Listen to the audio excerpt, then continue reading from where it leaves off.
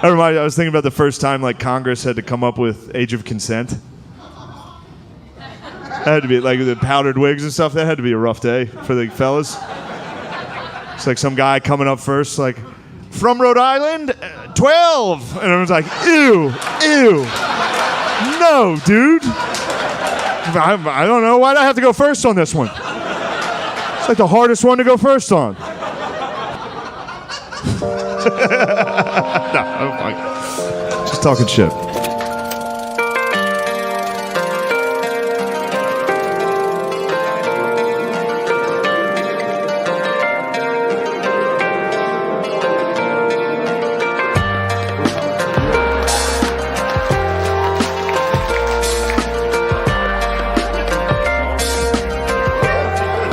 Exciting. I was a little too excited. I panicked and got this haircut. What an insane fuck up. My hair was fine. It was totally fine. And then 2 days ago, I was like, I gotta salvage this. It's crazy that I thought the hair, like my hair was. I was like, if I fix my hair, I'll look good. Like that was the final piece of the puzzle. For me. There's a Dominican barbershop by my house in New York. I think I'm the first white guy that's ever been in there. I was basically Christopher Columbus of this barbershop.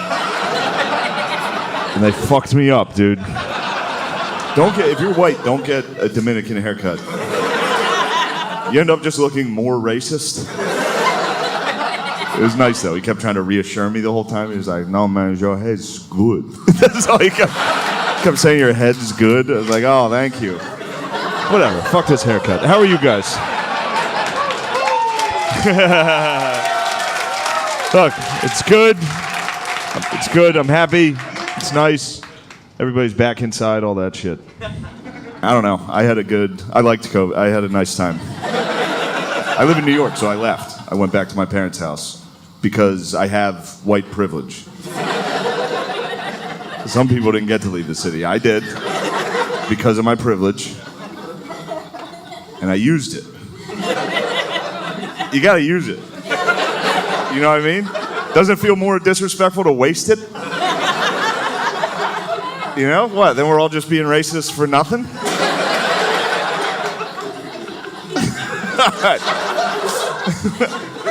But no, it's good. I went home. My parents, I haven't lived with them in over 10 years. They got old. They're old as fuck. They have milk, though. I'm back on milk. I've been fucking crushing milk lately. I got fucking milk fat this year. It's a weird time in life to have a milk renaissance. I was 33. But it was nice. I think my favorite part of the year was I got to watch my dad watch the news. It was a rough year for my dad and the news. He's a Fox News guy. Yeah, it's fine. Also, I see you guys. Most of you have Fox News dads. How dare you deny your fathers?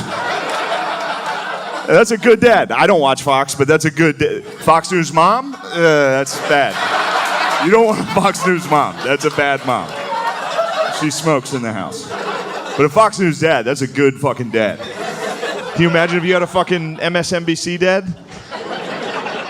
Just some guy every night at dinner like, we need to start focusing on renewable energy. It's like, ew, dude, I didn't know dad was gay. Talking to me about solar panels like a fucking lady. He might have had her straight as hell, dude. We fucking hate the environment. That's how straight we are. All we talk about is eating pussy and fracking. We hate nature.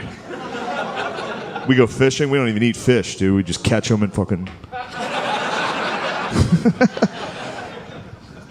No, he's good. He likes Fox. He watches Fox. He watches it every night. Like every Fox News dad, my dad watches Fox every night until he can't. That's how long they watch. They watch every night until they get so angry they have to go to bed. My dad will watch for like 2 hours, and then out of nowhere, he'll just stand up and be like, fucking Mr. Potato Head's trans? I'm going to bed. This world's going to hell. He's all about it, dude. He loves it. Like every Fox News dad, my dad watches Fox with one goal. He's just trying to get one fact. That's all he's doing. He's sitting there, he's trying to retain one piece of information that he can then relay to whoever's unlucky enough to enter the living room while he's watching.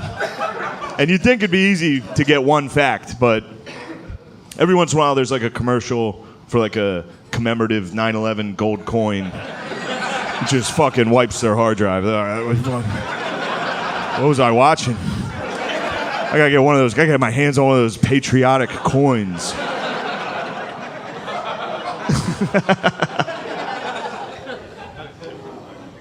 My dad drinks too, so he can never get a fact, ever. You'll come in the living room. He's hammered watching the news every night, which is the wildest way to take in world politics. Like just hammered in a recliner, like. Whoa. It's like footage of rocket attacks in Israel. He's like, whoa. What the hell are they doing over there?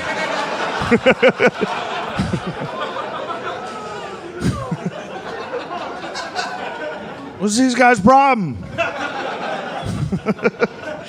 But he can never get a fact. Like he tries. He uses Fox News as like a PowerPoint for what he's trying to say. Like everyone, like we'll be eating dinner and like Hannity will be saying something. He's like, "See that's what I meant. Look at that. That's me talking. I can't say it that good." He can never get a fact. He'll walk in the living room. He's been watching the news for 3 hours. He'll be like, "All right, what's going on in the world?" He's like, "You want to know? I'll tell you. Fucking Nancy Pelosi's a bitch."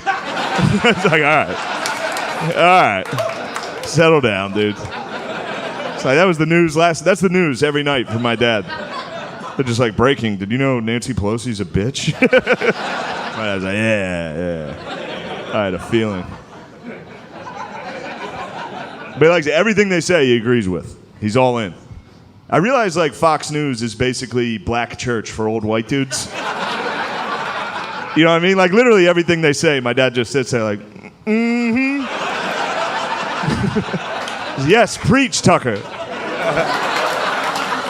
Every once in a while he gets hit with the Holy Spirit while he's watching it. The Holy Ghost visits him. He's just like, "Oh Lord, build a wall. Can I get a wall?" He needs a wall. My dad needs a wall. For a guy who lives in central Pennsylvania, securing the southern border is like oddly important to him. I don't know what he's worried about. Like he's gonna lose his job? You know? Like some guy from Honduras is gonna walk the whole way to Pennsylvania. Just slam a resume down on my dad's boss's desk. So you're here for the sales position? Say that. Say quiet on. Also, I was just at the border of Arizona and Mexico. There's a wall. I had no idea. I got down there, I saw the wall. I was like, holy shit, he built it? They were like, no, it's been here. It's been here for like a century. I was like, well, you gotta tell my dad. I'm fucking him up. He gets fired up every night. It's a crazy way to go to bed. Every night, just with his apnea mask on. Fucking every night, just fucking caravan. Dude, you walk into the living room in my house right now, my dad, he'd hit you like, southern border's a mess right now. It's crazy. But I make fun of him for it, and then I do the exact same thing, just with my phone. Every night, I just look at my phone until I can't. I'm like, fucking Mr. Potato Head? That's it, every day. I just get on, read opinions from people I know are dumb. Like in person, I know they're dumb. I've talked to them. And I'm still reading their Twitter, their political opinions. It's great, and my Twitter's crazy. It's half where I'm from, which is the middle of Pennsylvania, so it's white trash. and then half now I live in New York. So it's crazy. Like I still have uncles. They all just got Twitter. They're all fucking fired up. They're having fun, dude. They all have like 0 followers. They just tweet into the void. They love it, dude. They do it for the love of the game. They're like, Panera was good today. Just onto a server that'll outlast civilization. And then now all my new friends are literally communists from Brooklyn. So it's wild, dude. My social, like, I'll get on Twitter, and the first tweet I see will be someone from back home that's just like, fucking Colin Kaepernick better stand up. Like this tweet if you support the police. Share it if you're not gay. All right, I'm fucking share. I'll share that. And then the next post is just one of my new woke white friends that's just like, I'm not racist. That's it. Every day for the last year, just a different white person popping up. Like, look at me. Look at this article I shared to my Instagram story. I'm not racist, right? It's like, all right. You sure? So I don't know if you know this. Like, being racist isn't like a yes or no thing. You know what I mean? It's not like you have it or you don't have it. Like, being racist is more, it's like being hungry. You know? It's like, yeah, you're not right now. You know? It's like, yeah, you're not hungry right now, but a cheeseburger could cut you off on the highway.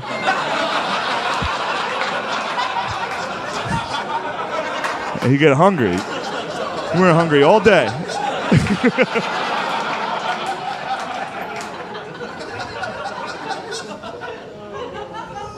The cheeseburger's Jewish in that joke. No, I'm kidding. Cheeseburger is whatever type of cheeseburger you thought it was. In your racist heart.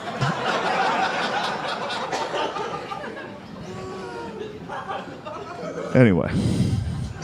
That's it. I just get online, read opinions from people. The news, like other news is kind of like, this is the most divided this country has ever been. It's like with the red states and the blue states. It's like, why? Because we tweet at each other? You know we had a war, right? You know this country had a civil war? That was pretty divided. Like, at least nowadays we're communicating with each other.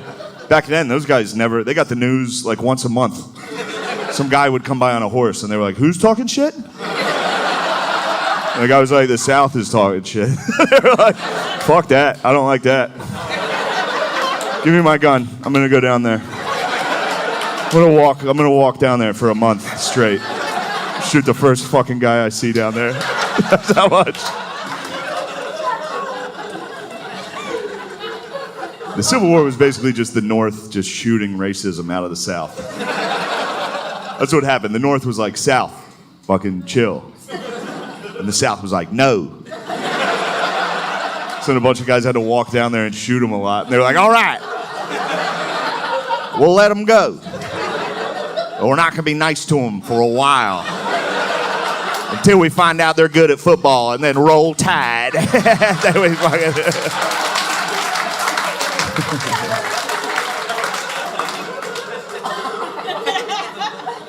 Hey, roll damn tide. I don't like Alabama football. I just watched this documentary on Alabama football. It's great. It's about, well, it's not, I don't know if you should say it's great, but it's about Alabama football. It's about when they desegregated their football team. So up until this point, Alabama football was just white. All right? And everybody down there was pumped on that. They would pack the stadium. Everyone would be like, look at all those whites running around, catching it. And look, I'm not knocking them too hard because I still have a little bit of that in me. You know, like if a white guy catches the ball on Sunday, I'm like, oh shit, go, go, go, go, go, go. Ah, they got him. They got him. It's a tough run, a smart run. Heads up run there. But no, they took it too far. And so the documentary focuses on that. It focuses on Bear Bryant. Bear Bryant, legendary head coach. He was the head coach that brought the first black players onto the team. So the whole documentary is like celebrating Bear Bryant. They're like, fucking way to go, Bear. You did it. What a hero. And then you find out it was 1971. And oh, well, a little late for high fives on this one, fellas. Holy shit, 71? Like we had been to the moon. There were literally people on the moon before Alabama had black guys in their secondary.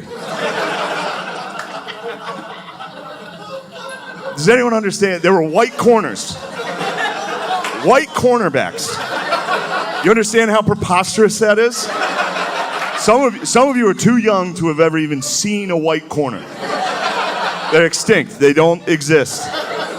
There's two left at the San Diego Zoo. And they won't reproduce. You'll never see a white corner.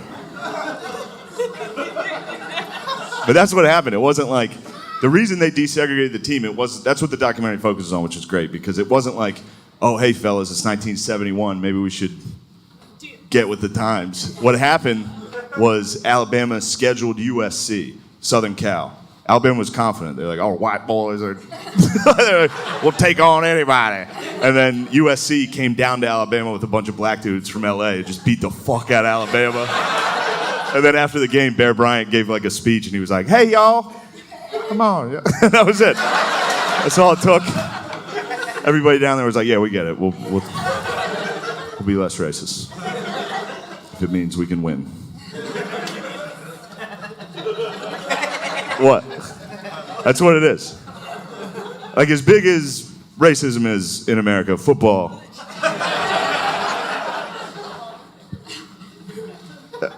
That's true. That's true. Look, there's a Disney movie, Remember the Titans, dedicated to what I just told you. The whole point of that, dude, that was one high school football season. Remember the Titans was like, it was 8 weeks. You know, that whole town went from like centuries of like, don't let them in our school, to just like, oh shit, the high school team's 4-0? Those are my brothers.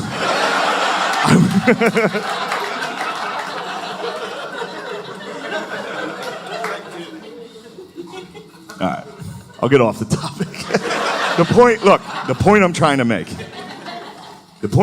is if you want to get rights in America, you just got to put together a good football team. You know what I mean? Like if the transgenders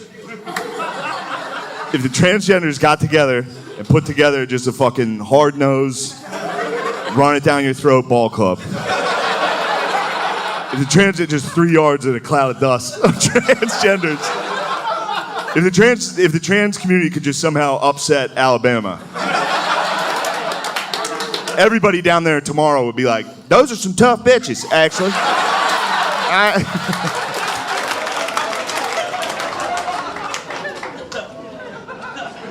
All right, we got out of that. There's some rough patches in there. That's all right. Well, this won't go great either. You know how like every show and movie now is like a remake of something? They just remake an old thing and just make it like more progressive and just put it out. Like they remade Ocean's 11 like a heist movie with like all gorgeous women. That movie should have been 10 minutes long. They literally should have got to the casino and just blown the security guards. Here's the keys to the safe. Take everything. I love you. You guys, you crazy bitches. I love you bitches. That's it. That's all they make. They either make that or they make slavery movies every year. Those are for no one. I have black friends. I was like, dude, you guys like these? They're like, no, we thought these were for you. It's like, no. We all hate those. Stop making them. It's uncomfortable. Civil rights movies are good though. I like Judas and the Black Messiah was sick. Remember the Titans is great. Hidden Figures was good. The movie about the black ladies at NASA, or as my dad likes to call it, Medea Goes to the Moon.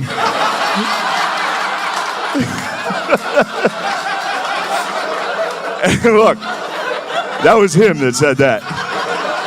He said that. As soon as he said it, I was like, what did you fucking say? You don't talk like that.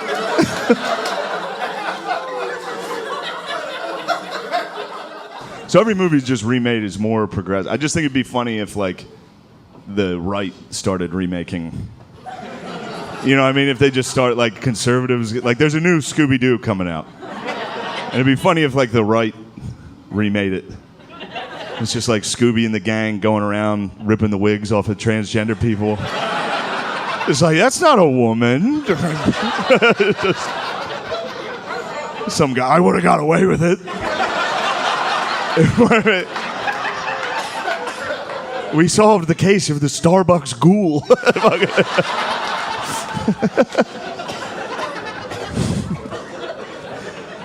Has enough time passed that can we admit that Trump was funny?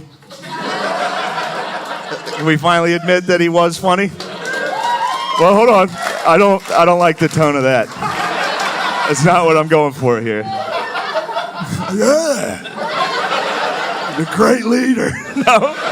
He was funny. Now, whether or not that's a great quality for the commander-in-chief, that's definitely up for debate. But he was funny. I saw it. And I lived in New York, so the whole time he was in office, I would be like, you know, something would happen, I'd show my friends, I'd be like, look at that. They'd be like, what? Right, it's funny. Like, there's nothing funny about Donald Trump. I don't know. During Hurricane Dorian, he was like, maybe we should nuke it. Like, that was a real suggestion from the president. The president said that. The president of the United States. He was like, hey, we got a big storm coming. You guys want me to blow it up? I was like, no, what the fuck are you talking? He's like, I don't know. I fuck around, dude. That's what I do. I don't know. Now that he's gone, I'll never watch a debate ever again. Can you imagine, like, just a regular debate now? After we witnessed the GOAT. Undefeated in debates. And he never said a fact. You know how impressive that is? He was funny and he argued like a fifth grader. He was unstoppable. People would try to hit him with statistics and facts. He would just go, wrong. Like, holy fuck, dude. How was no one prepared for this? Go back and watch those debates. You forget how electric that shit was. Don't tell your friends in Austin. They'll be mad. Just get a six-pack, toss on a Trump highlight video on YouTube. It's a good night, dude. I went back. I watched his first debate. That's like my favorite one. At the time, Trump was polling at like less than 1%. Like no one liked him. If you guys like him now, you didn't back then. And I know that because I watched my dad. My dad at the time, he would like, anytime Trump even came on TV, my dad would be like, get this fucking joker. Get him off the fucking screen. And then now my dad's like, fucking guys can't go to the Capitol? He's like, guys can't have fun anymore? He's like, and it was because of the debates. That's what did it, dude. That's how we got Trump, these debates. And the first one is the best one. So it's a Republican primary. Everyone's up on stage, and they're all still doing their political shit. So like the first couple guys that talk are like, I'm from Kentucky, and I love education. And the crowd's like, nice. We didn't know what was coming. And then the next guy's like, I'm from Georgia, and I love religion. And the crowd's like, pretty good. This is a good one. This is a heated debate. And then it finally got to Trump's turn to talk, and he was just like, Rand Paul is ugly? And the whole crowd was like, oh! We didn't know you could do that in this. You can just do that as your thing? And Rand Paul was like, all right, everybody, settle down. We're trying to have a debate here. And the whole crowd was like, shut the fuck up, Rand Paul. Ugly bitch.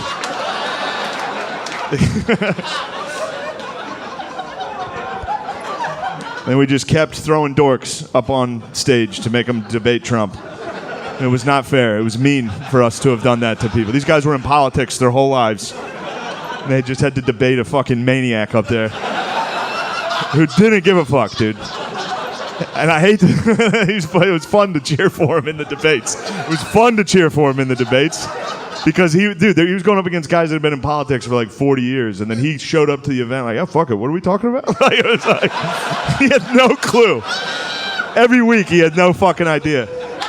There's one debate he's like in the middle of it going back and forth about the economy with Ted Cruz. They're literally talking about the economy, and in the middle of it he's just like, Ted's wife, ugly as a dog. Like, dude. Holy shit, dude. And Ted was like, I'm from Texas. You don't talk about a man's family like that. You've got a dog wife, Ted. It was like, everyone knows.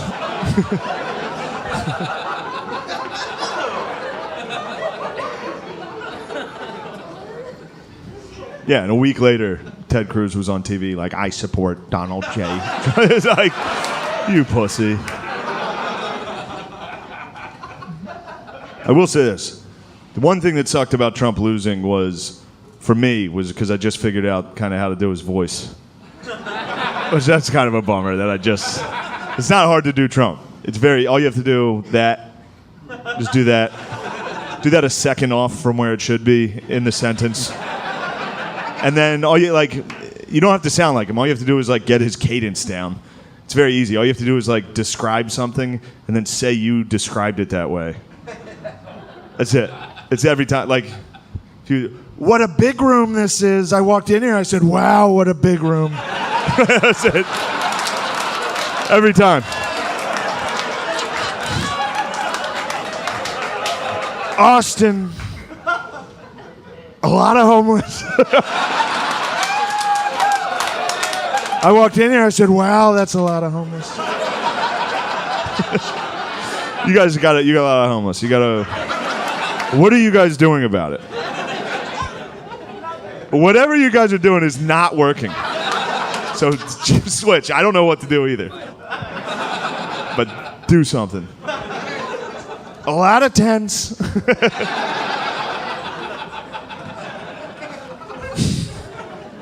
Why?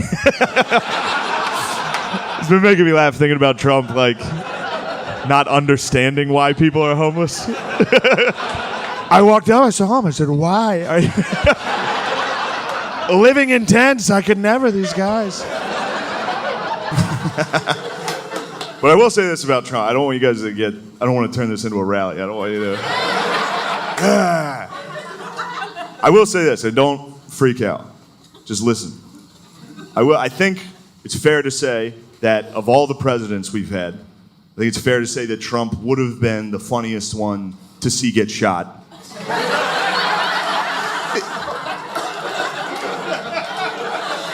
You know? Yeah, dude, the Patriots got fired up on that, dude. I was having fun at this show. No, look, I didn't even say it would be funny. I said funniest. It's a huge difference. Technically, there's a funniest of everything. There is. It doesn't make it funny, but there is, like, think of the worst thing you can think of. There's a funniest one. I'll go first. I'll think of one. School shooting. None of those are funny. Zero funny. But maybe there was one where, like, the horse girl in the class, like, could sense something was coming.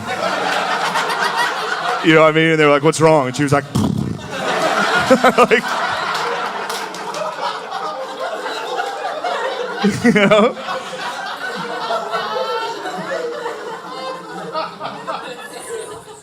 But back to what I was saying about, what I said was true. If you had to rank them from least funny to funniest assassination, easy number one. For real. He'd be talking shit like when it happened. He'd be doing like a rally. He'd be like, my opponent's gay. I walked in, I saw him, I said, wow, this guy's gay. The shooter would be coming out and be like, sit down. You're gay. You're gay. Get hit, he'd definitely make a funny noise into the, like he'd get hit, be like, ah, and fall. He'd fall funny.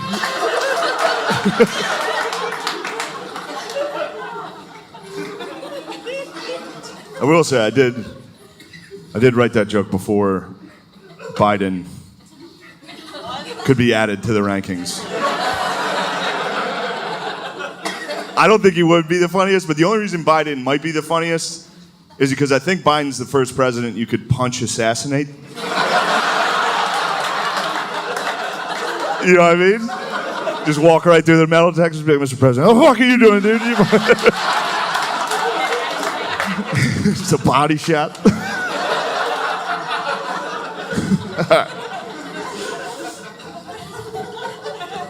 I'd add that joke. My dad. So you can't be talking about killing presidents? I was like, what about Biden? He's like, yeah. My dad's, he's a good guy. He's an alcoholic. But he's good. He's a good alcoholic. He's not hurting anybody. But every once in a while, he always has an excuse while he's drinking. That's what's funny about it. Like, he can never just get hammered and be like, yeah, I got fucked up. Like, it's always, like, you'll see him on, like, a Monday. You'll be like, damn, it's Monday? You're getting fucked up? He's like, it's Monday Night Football. Have a couple drinks. Jeez. You'll see him on, like, a Tuesday. You'll be like, damn, it's Tuesday? You're getting fucked up? He's like, there's no football. What the hell? And then my sister does heroin, and that one we're like, you do need to, you need to stop doing that. Which sucks for her, because if she played guitar, everybody would be like, But instead, she's a hairdresser, so it's not as cool. Relax. It's my family. It's my family. Don't worry about it. Actually, based on this crowd, I'm sure it's actually a lot of your guys' families. And that's all right. We're allowed to talk about it. My sister, so she was doing heroin. We had to have an intervention for her. She lived out in Pittsburgh. We live in the middle of Pennsylvania, so we had to trick her to come home. You got to trick them. I don't know if you know these guys. They're not just fucking stopping by. They're very busy. They're the busiest people. They get a bad rap for being lazy because they take a lot of naps. But if they're awake, they're very busy. They're scurrying around, dude, doing quests. That's what they do. If you do heroin long enough, you run out of money. You got to start doing quests. It's like a fucked up game of Zelda every day. You just wake up to a new quest. It's like, you need to gather copper.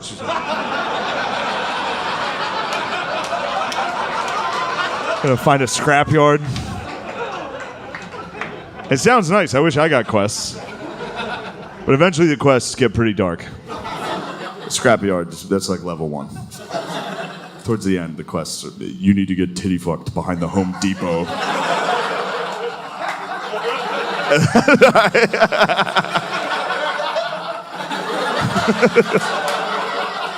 That's when it's time for a change. So we had to come up with a plan to trick her to come home for the intervention. The plan we came up with was we told her that we had won tickets to go to Six Flags. And it worked. She called back. She was like, all right, I'll be there. She got on the first bus. It's like a 7-hour bus ride. It's nothing to them, dude. Nothing. If you take heroin, every bus is a bullet train.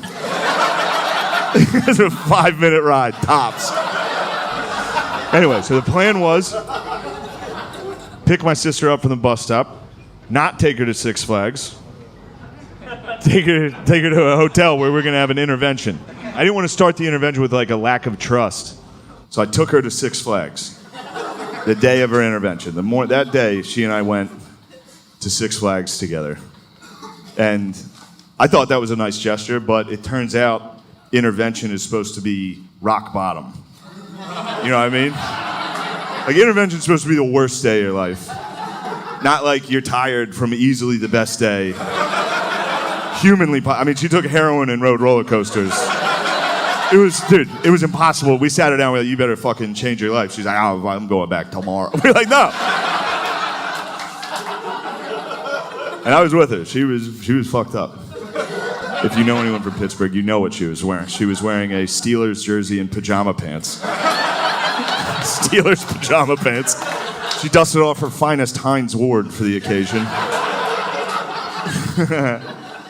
So we get in there. There's a water park there. We didn't know. They added that. We haven't been there since we were kids. We get in there. There's one of those water slides. It's just like a fucking straight drop. Like no sides on it, no raft, just by yourself. She looks at it. She's like, I want to go up on that one. I was like, yeah, all right, yeah, fuck it, you know? I knew she was going to rehab like that night.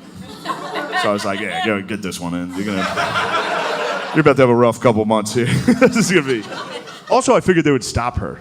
She was wearing a Steelers jersey and pajama pants, trying to get on a water slide. All they did was make her take her fucking Crocs off. Her yellow Crocs. So she's climbing up this ladder. She gets to the top of this fucking giant water slide. And you know how like when it's your turn next on a water ride, you gotta like lay there in that water and like wait to go? She nodded off. She took a nap up at the top like a Dracula, laying in front of some high school lifeguard that's like, ma'am, it's your turn. He just sent her down, dude, asleep, just flying down this thing, dude. There's a ramp at the end. She hit her. We all got to watch her wake up in air. She did the whole fucking. You know, I don't know how that wasn't fucking rock bottom. It's like you woke up in air. Anyway, don't be sad about it. She's good. She did go to rehab. And that's good. Yeah, she's done. She stopped using it. She's sober. She's all good. She's 2 years clean. Yeah. It's good. She did get cancer though. So. And COVID. Cancer and COVID.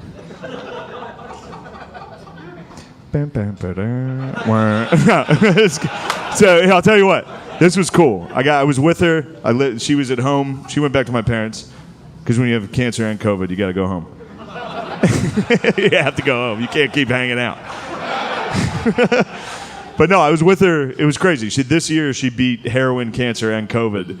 It was like living with fucking Rocky. It was crazy, dude. Every week, my whole family was like, give up. You're never going to win this. She was like, just kept winning. When she got COVID, I was like, all right, you're definitely dead. She's like, hey, yo, COVID. She's like, I ain't hear no bell. Just wailed on it, dude. Yeah, she's got a hell of a chin. Hell of a chin on my sister, and that's what better quality could you ask for in a human? Anyway. Damn, dude. Fuck that music across the street, dude. That fucking bothers me. I'm an old man now. Turn it down. Turn it down. What is that, rap? Turn it off. Trying to talk about my sister doing heroin over here. This has been making me laugh. I've been thinking about, like, the first time, Jesus Christ. I do comedy a lot, and every once in a while you can hear music from another room, and it's like, damn, dude, music's so much better than comedy. Every time I hear music, I'm like, fuck, dude, that shit crushes what I do. Some fucking idiot dressed like Cam Newton pressing play.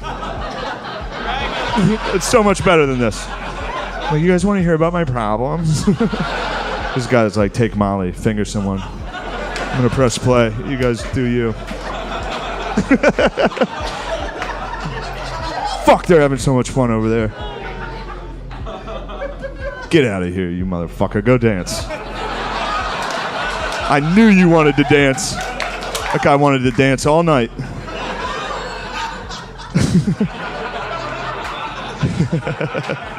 All right. I like my family. It's a good family.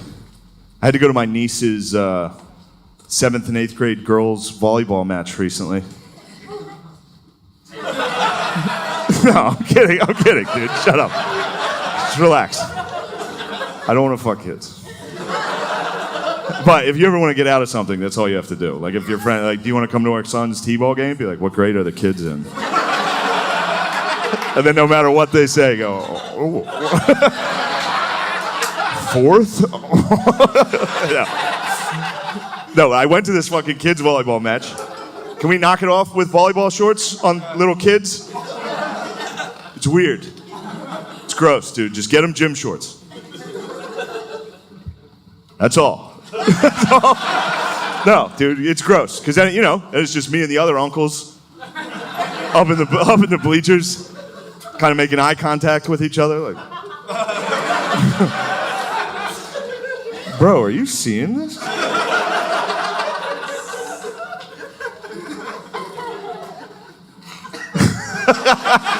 Such a funny way to just destroy a show. just right at the very end, be like, aren't kids hot? Yo, give it up for Trump. Aren't kids hot? No, I truly am serious about the gym shorts, though. It's weird. And so I got home from this fucking volleyball match. My roommate, his girlfriend played college volleyball. So I'm very excited to, like, shit on volleyball whenever I can. So I get in there and I was like, yo, volleyball is fucking, that's a weird culture. Get them fucking shorts. Get them gym shorts. The shorts they're wearing is gross. And she was like, no, we need those shorts for speed on the court. And I was like, I know that's not true. I watch the NBA. None of you are moving as fast as, like, a ref. And those guys are wearing, like, slacks. Dress shoes for some reason. She was like, no, we need those shorts. The tight shorts, they're essential. She compared them to, like, a helmet in football. I was like, I know they're not essential because I Googled the Special Olympics volleyball team. All of a sudden, those shorts weren't so essential for them. What's that about? How baggy do you think they looked like the fucking N1 mixtape out there. They look offensively baggy is how I would describe all of their attires.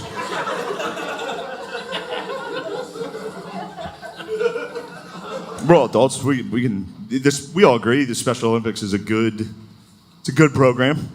It's great. I just feel like the guy who came up with it had to be like a real risk taker. You know what I mean? That's a wild thing to suggest for the first time. Some guy in a board meeting, like, I got an idea. We should be racing these motherfuckers. Like, what'd you say? Fucking town over said they had the fastest ones. So we settle it, I'm not making fun of the Olympians. The concept is wild. It's a wild, like if your best friend invented the Special Olympics and told you about it first, you'd be like, don't ever tell anybody that. Who the fuck are we gonna tell that to? What are you doing? Pole vault?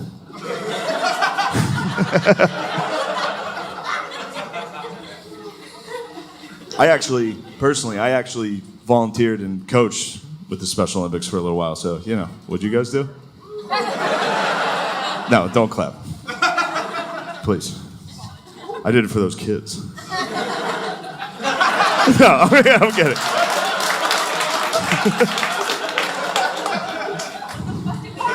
No. I look like this, so. Me coaching the Special Olympics, I was like a fucking double agent. No one knew whose side I was on, dude. Player, chaperone, no one knew. I'd be standing there coaching, holding a clipboard with 5 dudes that looked exactly like me. I could always see the coaches from the other team looking over like, I think they're fucking letting one of them coach. Yeah. No, I did coach the Special Olympics for a little while, and it's fun. That's another thing you're allowed to talk about. It's happy. Everyone there is sportsmanship. It is funny. Don't let anyone tell you it's not funny, dude. I was there. Everyone there is laughing. It's fun. I coached basketball. Kids would catch the ball, just fucking launch it into the bleachers. People would be like, what the fuck are you doing out there? They're like, I don't know. My whole team ruled. Every dude on my team they were the funniest. They were bros. They're bros, dude. My whole team loved two things. They loved tits. They do. I don't know if you know these guys, dude. They fucking love the ladies. They love the ladies. And they love John Cena. That's it. That was the news every day. We'd be in the huddle. They'd be like, a lot of ladies here tonight. I was like, ooh, yeah. They'd be like, what do you think John Cena's up to? Oh, you're going to have to get way worse before you meet him.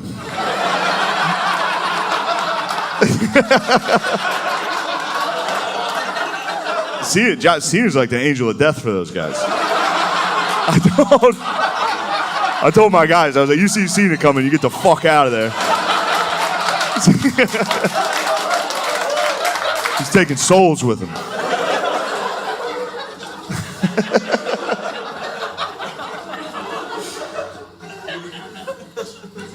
Every year, Hooters would sponsor our one basketball tournament.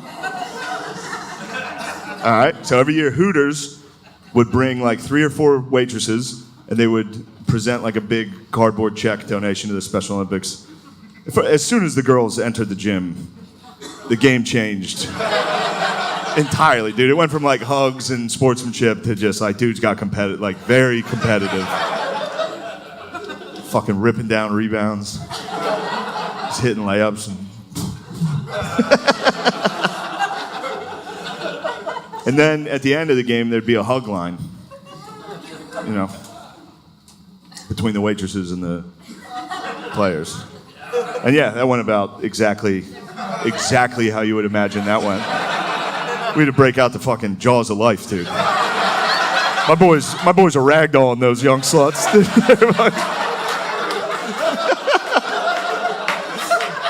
And I'm not knocking the players. They were totally in the right. The girls were hot. The waitresses, like every year, I would sneak into the hug line myself.